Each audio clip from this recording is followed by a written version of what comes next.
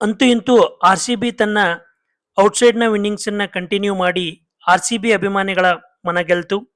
ಪಂಜಾಬ್ ವಿರುದ್ಧ 7 ವಿಕೆಟ್ಗಳ ಭರ್ಜರಿ ಜಯ ಸಾಧಿಸಿತು. ಅದಲ್ಲದೆ ಆಸ್ ಯೂಶುವಲ್ ಒಂದು ವರ್ಲ್ಡ್ ರೆಕಾರ್ಡ್ಗೂ ಕಾರಣವಾಯಿತು.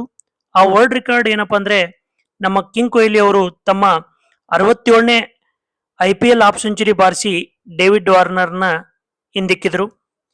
ಇದರೊಂದಿಗೆ ಈ ಪಂದ್ಯದ ಸಾರಾಂಶವನ್ನು ನೋಡುವುದಾದ್ರೆ, ಟಾಸ್ ಗೆದ್ದ ಆರ್-ಸಿ-ಬಿ ತಂಡ ಫೀಲ್ಡಿಂಗ್ ಆಯ್ಕೆ ಮಾಡಿಕೊಂಡಿತು.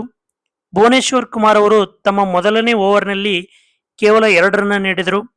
ನಂತರ ಬಂದ ದಯಾಲ್ ಶರ್ಮಾ 17 ರನ್ ನೀಡುವುದರೊಂದಿಗೆ ಪಂಜಾಬ್ ಒಂದು ದೊಡ್ಡ ಮೊತ್ತವನ್ನ ಕಲೆ ಹಾಕುವ ಪ್ರಯತ್ನದಲ್ಲಿತ್ತು. ಇದೇ ಹಂತದಲ್ಲಿ ಮೊದಲ 6 ಓವರ್ಗಳಲ್ಲಿ 62 ರನ್ ಗಳಿಸಿ ಕೇವಲ 1 ವಿಕೆಟ್ ಕಳೆದುಕೊಂಡಿದ್ದ ಪಂಜಾಬ್ ತಂಡ 76 ರನ್ ಗಳಿಸುವಷ್ಟರಲ್ಲಿ ತನ್ನ 4 ವಿಕೆಟ್ಗಳನ್ನು ಕಳೆದುಕೊಂಡಿತ್ತು.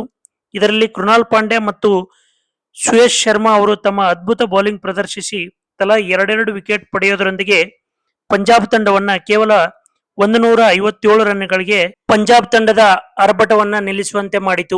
ನಂತರ ಬ್ಯಾಟಿಂಗ್ ಇಳಿದ ಆರ್-ಸಿ-ಬಿ ತಂಡ ಮೊದಲ ಓವರ್ನಲ್ಲೇ ಫಿಲ್ ಸಾಲ್ಟ್ ಅವರ ವಿಕೆಟ್ ಕಳೆದುಕೊಳ್ಳುವುದರೊಂದಿಗೆ ಆತಂಕಕ್ಕೆ ಒಳಗಾಗಿತ್ತು.